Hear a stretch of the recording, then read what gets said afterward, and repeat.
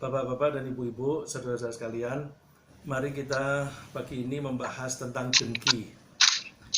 Dengki adalah suatu perasaan yang sangat berbahaya untuk kehidupan pribadi, kehidupan masyarakat, bahkan kehidupan agama. Oleh karena itu, kita mesti jangan dengki. Karena dengki membuat kita sengsara. Sengsara sebagai pribadi, dan sengsara sebagai masyarakat, dan sengsara sebagai calon, dan bahkan sengsara sebagai calon penghuni di akhirat. Pertama-tama mari kita bahas dulu tentang definisi dengki itu apa, agar kita mempunyai pegangan pengertian apa yang dikatakan dengki itu. Dengki adalah keinginan agar kenikmatan berupa kelebihan, pemilikan atau nasib baik yang ada pada orang lain, keinginan itu agar kenikmatan itu hilang. Jadi kalau ada seseorang mengharapkan orang lain kehilangan kenikmatan yang dimilikinya, maka keinginan itu adalah dengki. Ada kalanya seseorang itu mengharapkan kenikmatan yang ada pada orang lain itu dipindahkan kepada orang yang dengki atau tidak. Dua-duanya sudah masuk kata dengki, cuma yang mengharapkan kelebihan atau kenikmatan yang dimiliki orang lain pindah kepada pendengki itu lebih berat. Kenikmatan itu bisa berupa misalnya kekayaan, bisa berupa jabatan, bisa berupa kesuksesan dalam karir, bisa bahkan berupa bakat yang bawaan dari lahir. Misalnya suara yang bagus atau wajah yang cantik, itu bisa membuat seseorang dengki kepada orang yang mempunyai kenikmatan semacam itu. Saya tadi mengatakan bahwa dengki bisa membuat sengsara pada diri sendiri. Misalnya Allah berfirman di surat Ali Imran ayat 120, in tamsaskum hasanatun tasuhum wa in tusibkum sayyi'atun yafrahu biha. Orang yang dengki itu, kalau kalian mendapatkan suatu kebaikan, mereka susah, mereka sedih, mereka menjadi perasaannya tidak enak. Tapi wa in tusibkum sayyi'ah, kalau kalian itu mendapatkan nasib buruk, mereka menjadi gembira. Jadi orang-orang yang dengki itu bisa menginginkan orang lain yang didengkiin itu terpuruk, sehingga kalau dia itu mendapatkan nasib baik, pendengki itu yang merasa nggak enak. Nah, ini menjadi derita bagi diri pendengki karena dia ada rasa mendongkol, ada sesak di dada, dan bahkan mungkin bisa jadi pusing karena orang-orang yang didengkikan itu makin maju. Sebenarnya orang yang didengkiin itu tidak perlu risau. Di ayat itu saya tidak cantumkan di situ. Allah mengatakan wa in tasbiru wa tattaqu la yadurrukum kaiduhum syai'a. Asal kalian itu tetap sabar dan bertakwa, maka dengkinya orang lain berupa fitnah atau apa tidak akan membahayakan kalian sama sekali. Allah mengatakan sama sekali tidak membahayakan. Ya, ini contoh yang bagus itu ceritanya Nabi Yusuf. Ya. Itu kakak-kakaknya dengki pada dia diperlakukan secara tidak adil dan sebagainya. Tapi itu tidak menjadi masalah bagi dia tetap saja maju meskipun course-nya atau liku-likunya berbeda. Ya. Dengki bisa juga membuat sengsara pada pihak yang didengki. Ya, kalau dengkinya itu diwujudkan dalam satu langkah-langkah yang merugikan orang yang didengki, itu bisa merugikan kalau belum ada yang menahannya. Misalnya contohnya itu cerita tentang dua anaknya Nabi Adam, Qabil dan Habil. Allah mengingatkan kita cerita itu di surat Al-Maidah ayat 27. Watlu alaihim naba'a abnai Adam bil haqq idh qarraba qurbanan fatuqabbala min ahadihima wa lam yutaqabbal minal akhar. Bacakanlah cerita tentang dua anaknya Adam dengan benar. Ketika mereka berdua itu berkorban, yang satu diterima, yang satu tidak. Nah, yang tidak diterima korbannya ini menjadi cemburu. Cemburu kenapa punya dia yang diterima, punya aku tidak. Nah, kecemburuan ini bisa berubah menjadi kedengkian. Jadi hati-hati kalau kita cemburu. Cemburu itu kalau kita tidak manage dengan baik, dia akan berkembang menjadi dengki. Sehingga kakaknya Kabil atau Qabil mengatakan, la aqtulannak, sungguh aku akan bunuh kamu. Tapi adiknya memilih tidak ingin membalas dan dia akan menyerahkan dosanya kepada kakaknya. Dan itu tadi di ayat 27, di ayat 30-nya nafsu dari atau emosi dari kakaknya itu begitu overwhelming, begitu menguasainya sehingga dia kewalahan, akhirnya dia tetap membunuh adiknya sendiri. Setelah terbunuh baru dia menyesal. Berikutnya, dengki juga bisa membuat sengsara bagi masyarakat umum. Bahkan bisa membuat bahaya bagi masyarakat beragama. Allah mengingatkan di surat 42 ayat 14, orang-orang generasi yang terdahulu, mereka mendapatkan petunjuk dari Nabi, mendapatkan kitab, tetapi mereka menjadi tercerai-berai, menjadi sengsara hidupnya. Kenapa? Diungkapkan oleh Allah di ayat ini, wa ma tafarraqu illa min ba'di ma ja'ahumul ilmu baghyan bainahum. Mereka itu tidak terpecah belah kecuali setelah mereka mendapatkan ilmu. Justru setelah mendapatkan ilmu, mereka mengetahui permasalahan, mereka menjadi berantem. Karena apa? Baghyan bainahum, ada rasa dengki di antara mereka. Misalnya, kenapa yang diangkat jadi nabi itu klan yang itu, bukan klan kita? Kenapa, nah kalau zaman kita sekarang, kenapa yang jadi presiden orang dari partai itu, bukan dari partai kita? Nah, ini kalau ada kedengkian, meskipun orang itu pinter, ya, pinter apapun, termasuk pinter agama, kalau sudah terhinggapi rasa dengki, itu dengki itu bisa mengalahkan semuanya, bisa mengalahkan akal warasnya. Jadi itu membahayakan kehidupan masyarakat. Bahkan bisa membahayakan keimanan seseorang. Kalau dengki itu membahayakan keimanan seseorang, itu artinya apa? Itu akan mempengaruhi nasibnya besok di akhirat. Kalau dia tidak melaksanakan iman dengan baik, maka dia akan terjerumus ke neraka. Jadi orang yang dengki sengsara di dunia dan sengsara di akhirat. Rasulullah mengatakan, la yajtami'u fi jawfi 'abdin al-imanu wal hasad. Iman dan dengki itu nggak bisa kumpul di dalam hati seseorang. Ya. Ada iman, ada dengki, nggak mungkin berantem. Logikanya gimana? Logikanya nanti bisa ketangkap. Karena gini, kalau orang yang dengki itu berarti tidak bisa menerima orang lain lebih kaya, tidak bisa menerima orang lain sukses. Kenapa tidak bisa menerima? Karena dia ingin mendapatkan bagian yang itu, atau jangan sampai orang itu mendapatkan kesuksesan. Ini mengganggu keimanan karena apa?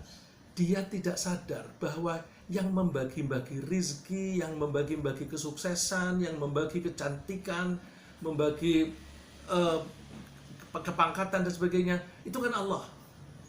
Kalau orang dengki, itu sebenarnya dia tidak punya iman. Dia tidak menganggap bahwa, loh memang Allah memilih itu, memilih begitu. Kita dipilihkan yang lain. Nah, kalau kita menyadari bahwa kita dipilihkan oleh Allah yang lain, orang lain dipilihkan kesuksesan yang berbeda lagi, ya sudah, biar aja. Dia sukses di bidang dia, saya sukses di bidang saya. Jadi tidak mungkin iman dan dengki berkumpul jadi satu. Nah, setelah kita membahas bahayanya dengki, mari kita sekarang membahas tentang sebab-sebab munculnya rasa dengki. Dengki adalah penyakit hati. Penyakit hati itu problem. Kalau penyakit hati itu problem, maka kalau kita ingin mengatasi problem itu, kita cari dulu sebabnya apa. Kalau kita sudah bisa merunut sebabnya apa, lalu sebab itulah yang kita address. Ya. Lalu kita bahas tentang sebab-sebab munculnya rasa dengki, agar kita bisa mempertimbangkan bagaimana cara menghindari kedengkian. Jadi sebelum kita merasa dengki, kita hindari. Supaya kita bisa terhindar, kita ketahui dulu. Kita jangan deket-deket dengan sebab itu.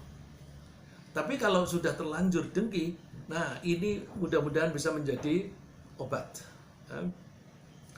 Rasa dengki itu bisa muncul di hati seseorang bila ia kurang atau tidak bisa menerima pembagian nasib dari Allah. Tadi sudah saya sebutkan sepintas bahwa iman dan dengki tidak bisa gabung.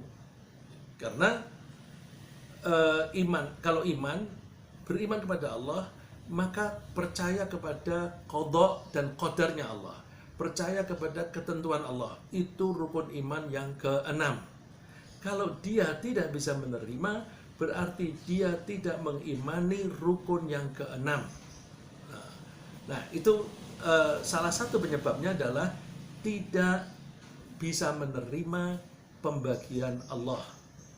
Allah berfirman di surat 4 ayat 54, am yahsudunan nasa ala ma atahumullahu min fadlih. Apakah mereka itu dengki kepada orang-orang atas apa yang telah diberikan oleh Allah berupa karunia-Nya? Ya udah, Allah memilih karunia yang bentuk itu diberikan kepada orang lain. Dan seringkali orang yang dengki itu tidak menyadari bahwa Allah juga sudah memberi karunia di dirinya sendiri. Ya.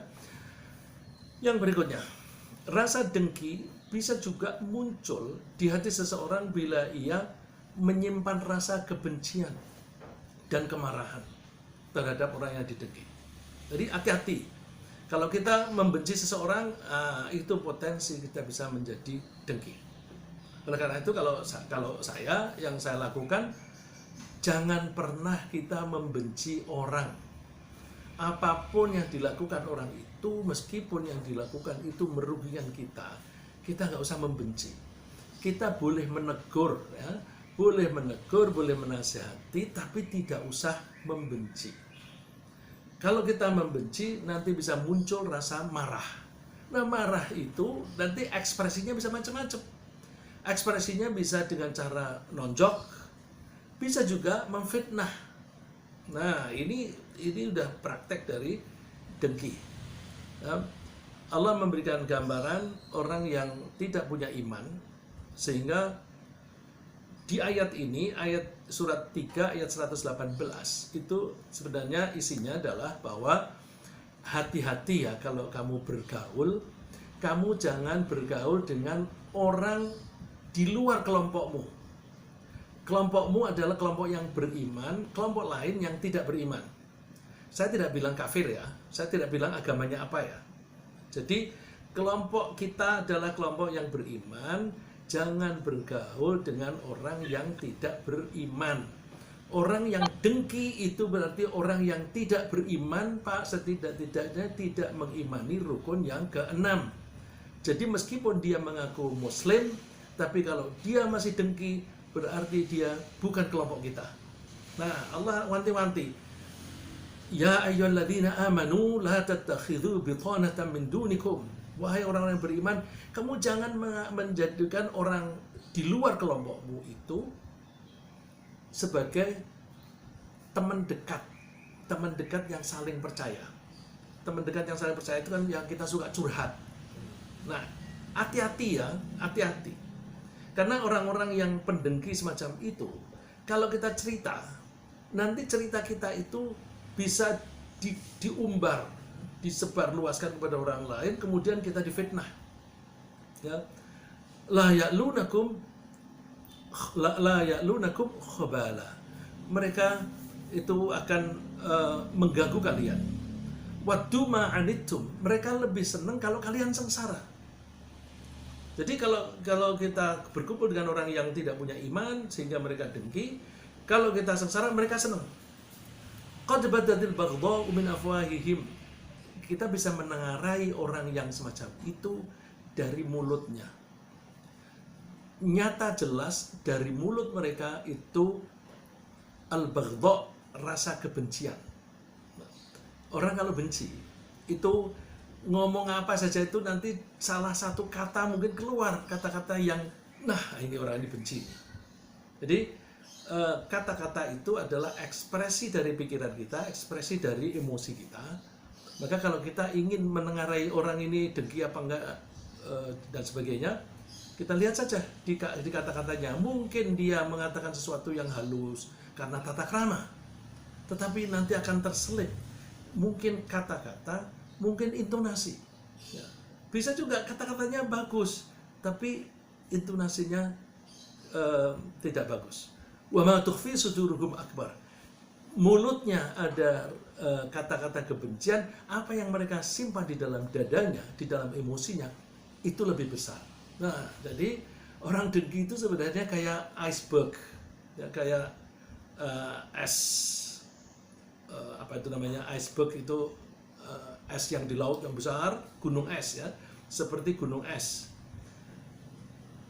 Ekspresi dari kedengkian itu hanya yang kelihatan di atas, itu tip saja, ujung yang kecil, yang lebih besar itu di dalam laut.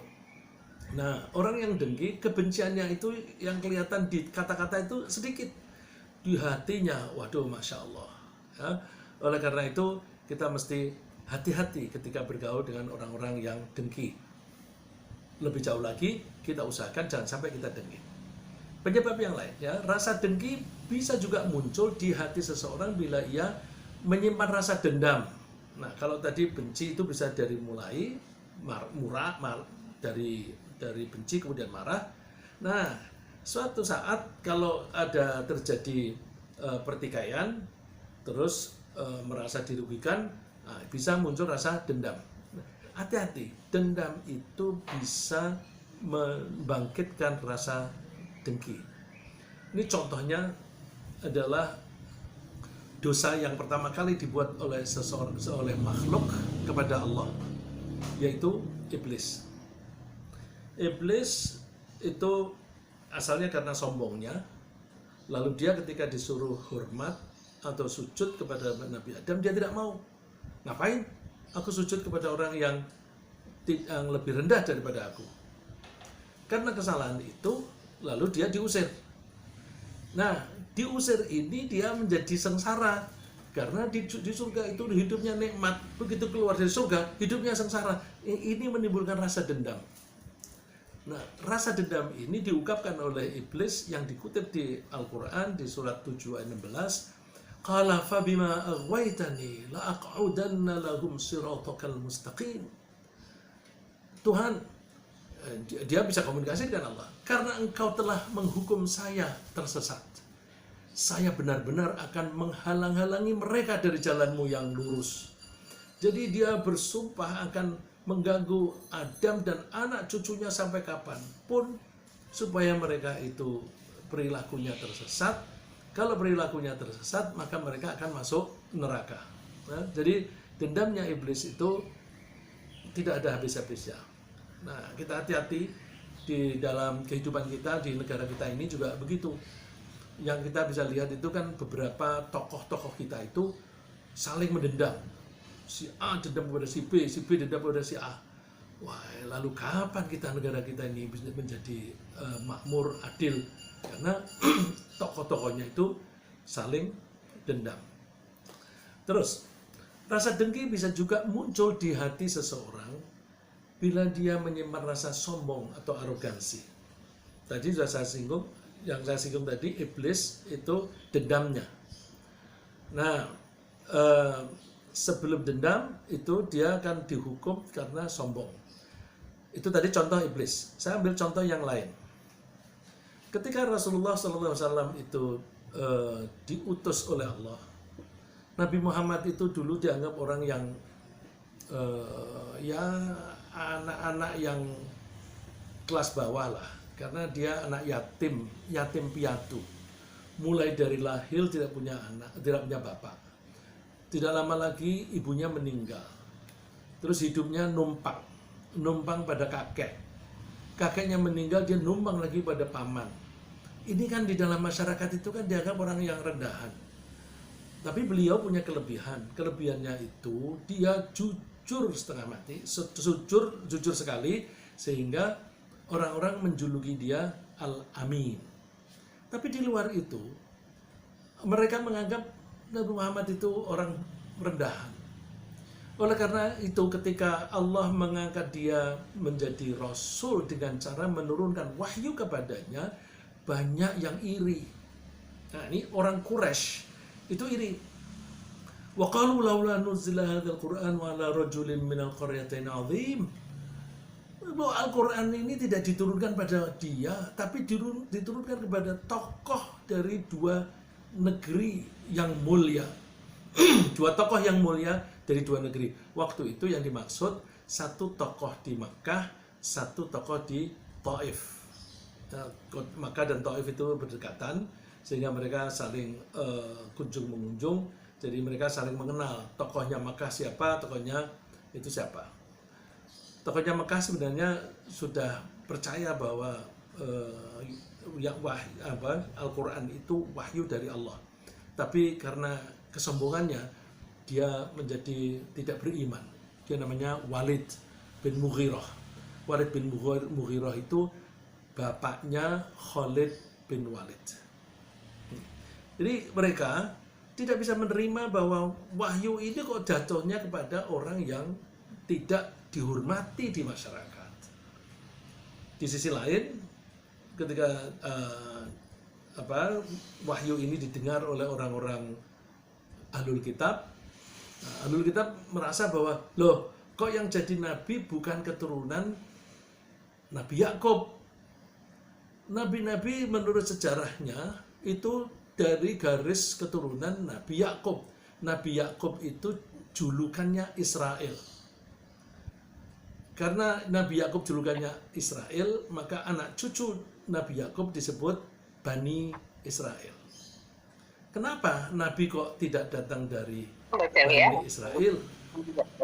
Dari garis yang berbeda.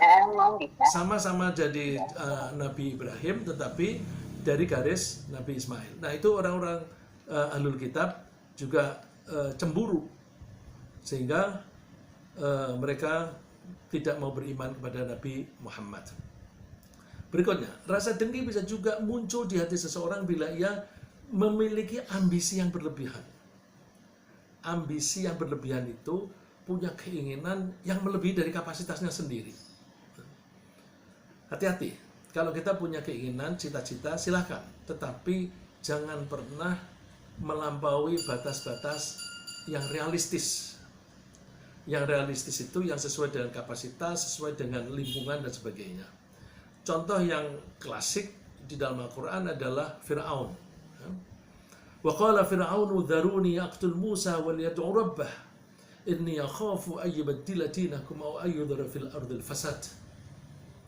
Fir'aun itu ambisinya berlebihan sehingga dia mengaku dia sendiri itu raja, dia sendiri itu Tuhan. Dia mengatakan, Ana rabbukumul a'la, aku ini Tuhanmu yang paling mulia. Yang benar, itu ambisi yang berlebihan. Nah, karena ada seseorang yang dulu anak angkatnya sendiri, Nabi Musa, kemudian mengaku jadi nabi, Tuhannya bukan Fir'aun, Tuhannya yang lain. Maka dendamnya Fir'aun ini diwujudkan, wa qala Fir'aunu dharuni aqtul Musa, biarkan aku yang membunuh Musa. Waliyadu rabbah, silahkan dia berdoa minta kepada Tuhannya. Nah, Karena dia menganggap bahwa dia Tuhan yang paling mulia. Tuhannya Musa bisa apa? Inni akhafu ayyubaddila dinakum aw ayyudhira fil ardil fasad. Aku khawatir Musa ini nanti mengganti agamamu. Agama yang ada waktu itu kan orang pada menyembah Firaun. Atau membuat kerusakan. Kerusakan itu misalnya kerusakan ekonomi. Pada saat itu Firaun itu mendekretkan bahwa semua orang asing yang ada di Mesir harus menjadi budak. Nah, orang asing yang ada di sana adalah Bani Israel. Bangsa seperti Nabi Musa yang dulu dibawa oleh Nabi Yusuf. Nabi Yusuf itu datang ke Mesir karena dia dibawa oleh pedagang yang mengambil dia dari sumur. Kemudian Nabi Yusuf itu membawa Bani Israel ke Mesir. Itu anak cucu ada di sana. Lalu terus Firaun itu mendeklarasikan bahwa semua orang asing harus menjadi budak. Musa mengaku jadi nabi yang menurut dia ini, dia kan kalau nggak aku kasih makan dulu mau bagaimana bisa hidup dan sebagainya. Lalu biarin aja dia berdoa minta kepada Tuhannya. Kemudian berikutnya, rasa dengki juga bisa muncul di hati seseorang bila ia menyimpan rasa cemburu atau bersaing dengan yang didengki untuk memperoleh sesuatu yang jumlahnya terbatas. Orang biasanya cemburu kalau dia bersaing dengan orang lain, atau paling tidak khawatir apa yang dia peroleh itu nanti akan direbut oleh orang lain.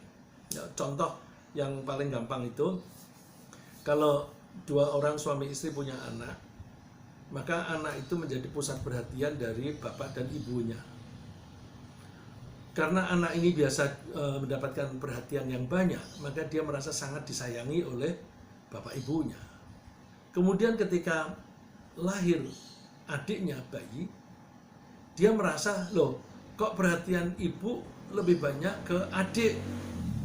Dia khawatir kasih sayang ibunya itu berpindah dari dia ke adiknya.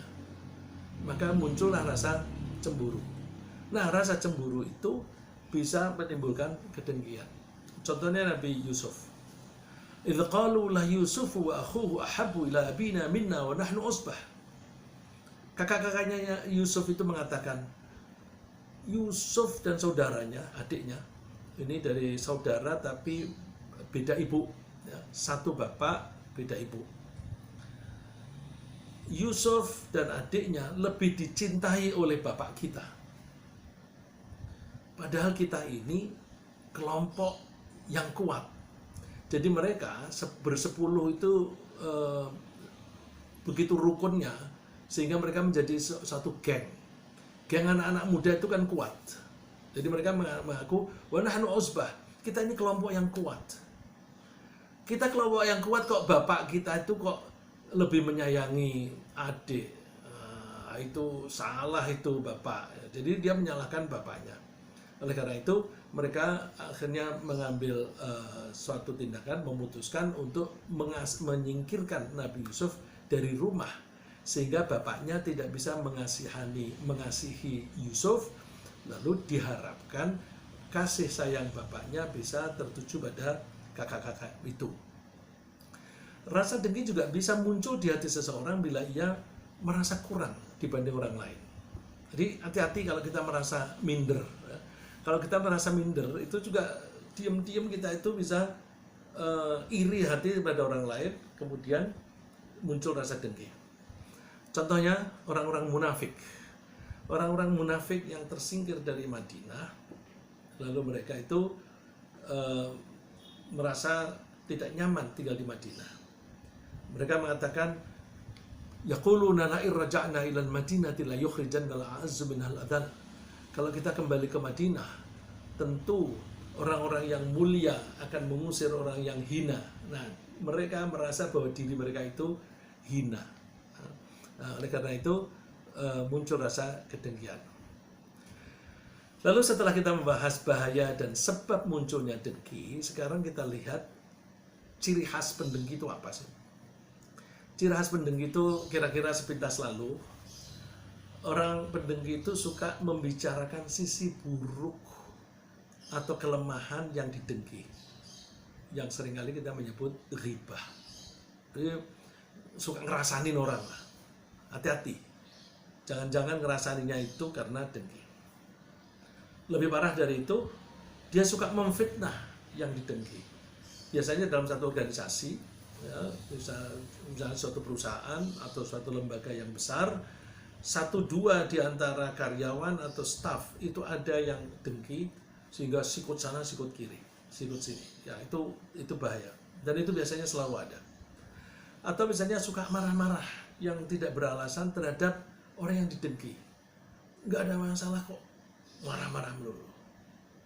Dan ada yang lebih pasif, menarik diri. Lalu dia tidak suka bergaul dengan orang lain. Nah, ini hati-hati, kelihatannya pasif, ya, menarik diri, tapi hatinya itu ngureng. Makanya itu membuat sengsara pada dirinya sendiri. Karena dengki membuat sengsara dan membahayakan diri sendiri maupun orang lain, maka kita mesti berusaha menghindari agar kita tidak terjangkit penyakit hati semacam ini. Mari kita pelajari bagaimana cara mengobati rasa dengki. Cara itu antara lain adalah kita mesti menerima atau ridho terhadap pembagian dari Allah. Saya dibuat oleh Allah laki-laki, ya udah kita terima. Jangan sampai lalu gara-gara aku laki-laki lalu aku dibebani tanggung jawab untuk memberi nafkah kepada keluarga, kepada istri dan anak. Wah, nggak benar. Ya, jadi kita mesti terima. Kita jadikan laki menerima ridho, kita jadikan perempuan kita ridho, kita jadikan jadi istri kita ridho, kita dijadikan orang yang tidak punya istri, ya ridho, dijadikan orang yang tidak punya suami, ya ridho. Ya, pokoknya ridho apapun yang dipilih oleh Allah. Rasulullah mengatakan, beruntunglah orang yang berserah diri, memperoleh rezeki yang cukup dan menerima apa yang diberi oleh Allah. Wah, enak udah. Dia rezekinya cukup. Cukup itu tidak perlu berbanyak-banyak. Ada saja. Sudah begitu, dia content, ya, qanaah, atau bisa ridho apa yang dia peroleh. Itu nikmat sekali. Menurut Rasulullah, qad aflah, sungguh beruntung atau berbahagia. Yang kedua, jangan suka membanding-banding antara diri sendiri, ya, sense of self, ya, kalau bahasa Inggrisnya sense of self, rasa atau penilaian kita terhadap diri sendiri dengan orang lain. Ya, kalau kita punya kecenderungan suka banding dengan orang lain, bahayanya nanti bisa muncul kecemburuan. Kecemburuan itu kalau misalnya saya membanding dengan Bumia. Wah, Bumia itu orangnya hebat, itu dia mengajar sana sini, terus saya nggak bisa apa-apa. Akhirnya saya jadi minder, saya merasa kurang. Rasa kurang itu membuat saya malu. Rasa malu ini seringkali mengganggu sehingga kita ingin menutupi malu itu. Nah, menutupi malu itu caranya bisa dengan cara saya menyombongkan diri, apaan itu, Mbak Mia itu nggak ada itu. Itu seperti itu. Misalnya bisa juga lalu saya memfitnah dia supaya dia jatuh gitu. Nah, kalau seperti itu namanya dengki. Dimulai dari shame, malu yang malu itu kemudian bisa menimbulkan jealousy, ya. Oleh karena itu caranya gimana? Allah menasihati kita, wala tamuddanna 'ainaika ila ma matta'na bihi azwajan minhum zahratal hayatid dunya linaftinahum fi.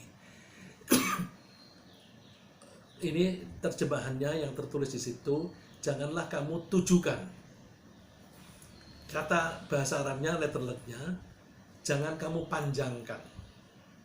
Jangan kamu panjangkan pandangan matamu kepada kenikmatan yang aku berikan pada orang lain. Ini lalu bisa pengertiannya memanjangkan pandangan itu kan lalu terus melihat ke dia. Tapi bisa juga artinya melihatnya berlama-lama, ya. Memanjangkan itu melihatnya berlama-lama. Jadi kalau kita melihat ada teman misalnya datang parkir mobilnya baru, kita melihatnya sepintas lalu saja, jangan berlama-lama, jangan staring melihat berlama-lama, itu bisa membangkitkan rasa dengki, ya. Karena apa? Allah memberi kelebihan kepada seseorang siapapun, orang lain maupun diri kita, itu dalam rangka Allah nguji. Coba aku beri duit yang banyak, dia apain? Dia gunakan apa itu? Kalau rizki itu barokah, maka rizki itu ibaratnya input, outputnya adalah kebaikan. Kalau kita mendapatkan input dan kemudian outputnya lebih besar daripada inputnya, maka itu namanya barokah. Lebih besar dari segi value akhirat, ya, value yang di sisi Allah. Jadi kalau kita terbiasa dengan dagang, kita maunya modalnya sedikit, keuntungannya besar. Nah, kalau namanya barokah, apapun yang kita masukkan di dalam diri kita, misalnya kita makan, hasilnya itu lebih berharga daripada yang kita makan. Jadi salah satu cara, jangan memandang kelebihan orang lain terlalu lama, terutama kalau berupa materi. Itu dari segi observation. Dari hati juga Allah menasihati, wala tatamannau ma faddalallahu bihi ba'dakum ala ba'd. Kamu jangan berangan-angan tentang apa yang Allah lebihkan pada orang lain. Jadi tadi memandang fisik, sekarang hati. Nggak usah kepingin. Ya kalau misalnya lagi makan di depannya tahu tempe, ada orang di restoran makannya lebih enak gitu. Ya udah, aku bisa kok menikmati tahu tempe ini, nggak usah pakai itu. Jadi matanya nggak usah banyak-banyak melihat, terus sudah dinikmati ini saja dan kita terima ini yang halal bagiku. Kalau aku memaksa diri, bisa-bisa saya menjadi hutang atau malah makan harta orang lain, ya. Jadi jangan kalian mengangan-angan tentang kelebihan yang Allah berikan pada orang lain. Karena apa? Lirijal nasibum mimma iktasabu. Semua orang, laki-laki maupun perempuan, itu sudah diberi bagiannya sendiri sesuai dengan apa yang mereka lakukan, ya. Makanya dulu suatu saat saya pernah mengatakan bahwa nasib kita sebenarnya sangat erat hubungannya dengan perilaku kita, sangat dekat hubungannya dengan karakter kita. Karakter itu kan dibentuk dengan kebiasaan. Kebiasaan itu actions yang diulang-ulang. Action yang diulang-ulang berarti tindakan kita, ya, atau effort kita. Kita lanjutkan. Kita insya Allah akan terhindar dari rasa dengki dan tidak tertular rasa dengki dari orang yang mendengki bila kita tetap adil terhadap pendengki. Saya mengatakan tidak tertular. Jadi misalnya ada orang yang dengki pada kita, kita jangan ikut-ikutan dengki. Oh sirik itu, terus kemudian kita sendiri, kamu apaan gini-gini. Nah, itu kita berarti tertular. Jangan sampai perbuatan salah orang lain membuat kita ikut berbuat salah. Jangan. Kalau kita orang baik, kita jaga. Kita ini tetap orang baik. Jadi caranya gimana? Kita tetap memperlakukan orang yang dengki itu dengan cara yang baik. Bahasa Arabnya dengan cara yang adil, sesuai dengan proporsinya. Allah mengatakan, idfa' billati hiya ahsan. Responlah perbuatan buruknya orang lain dengan respon yang lebih baik. Jadi jangan merespon yang sama. Misalnya ada orang maki-maki kita, ngomong kasar lah, kemudian kita balas dengan omongan kasar. Kok kamu jadi omongan kasar? Habis dia ngomongin begitu. Dia ngomong kasar itu berarti dia perilakunya kasar atau jelek. Lah kok kita ikut-ikutan menjadi jelek. Jadi nggak usah dibalas dengan yang buruk itu. Kita balas dengan cara yang baik. Kita juga tidak usah bercerita tentang pendengki. Ada orang dengki, udah biarin aja. Saya pernah cerita kepada bapak-bapak dan ibu-ibu, tapi tanpa menyebut siapa orangnya. Yang saya sampaikan itu hanya pelajarannya, ya. Pelajarannya itu kita ambil. Terpaksa saya cerita bahwa saya pernah difitnah oleh seseorang tanpa menyebut itu.